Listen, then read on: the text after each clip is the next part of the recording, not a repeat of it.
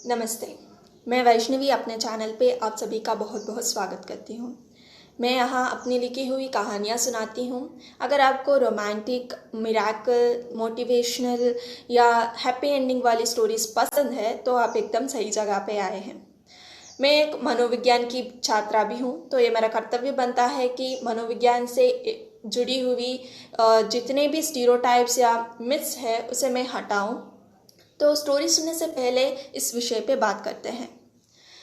जिस तरह से हम फिजिकली बीमार पड़ते हैं उस तरह से हम मेंटली भी बीमार पड़ सकते हैं। तो इसे नॉर्मलाइज करने की ज़रूरत है और एक्सेप्टेंस की भी ज़रूरत है। जब तक हम इसे एक्सेप्ट नहीं करेंगे तब तक हम कोई एक्शन नहीं ले पाएंगे। इसलिए एक्सेप्टेंस इज एवरीथिंग।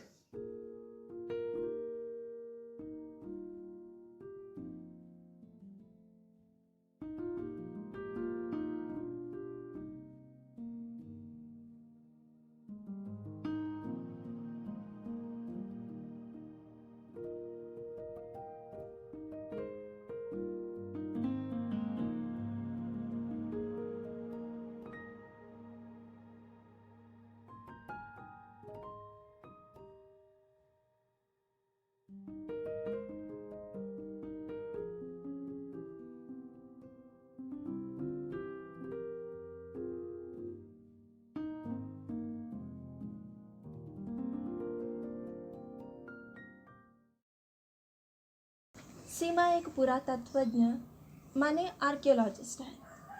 फिलहाल एक कॉलेज में पढ़ाती भी है और एक रिसर्चर भी है। आज कॉलेज में सीमा के लिए छात्रों ने फेयरवेल प्रोग्राम आयोजित किया था। वैसे सीमा इतनी भावुक इंसान नहीं थी, मगर आज उसके आंखें नम थे, मानो कुछ छूट रहा हो। दिल भारी था, आंखें विचलित थी, मानो किसी को ढूंढ रही हो। अनंत एक एंथ्रोपोलॉजिस्ट है और एक रिसर्चर भी है। एक इंटरनेशनल वेबिनार में पहली बार सीमा और अनंत मिले थे। रिसर्च के दौरान अक्सर दोनों किले या म्यूजियम में एक दूसरे से टकरा जाते थे।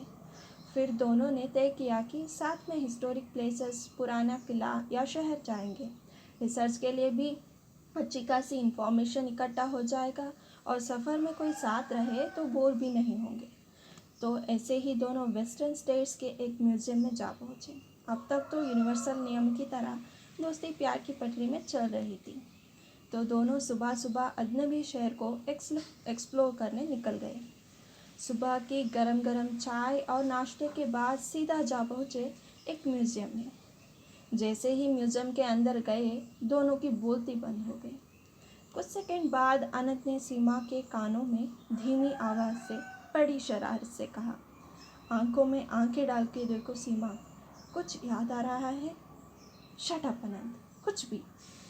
मगर मैंने कभी ऐसा कुछ भी इमेजिन भी नहीं किया था कि किसी म्यूज़ियम में ठीक मेरे जैसे दिखने वाला एक स्टैचू होगा। स्ट्रेंज। अब क्या यही रुकना है? चलो आगे। मगर जब एग्ज़िट गेट की तरफ दोनों बढ़ रहे थे, तभी उन लोगों ने कुछ ऐसा देखा जिस वजह से मन गहरी सोच में डूब गया। प्रोग्राम ख़त्म हो चुकी थी।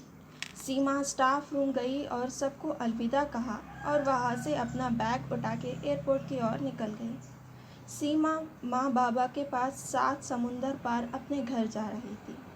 भारत तो वो अपने दादा दादी से मिलने और रिसर्च के काम से आई थी। अनंत ना फ़ोन उठा रहा था, ना मैसेज का रिप्लाई दे रहा था। क्या इतनी सी ही थी पे हमारी मुलाकात?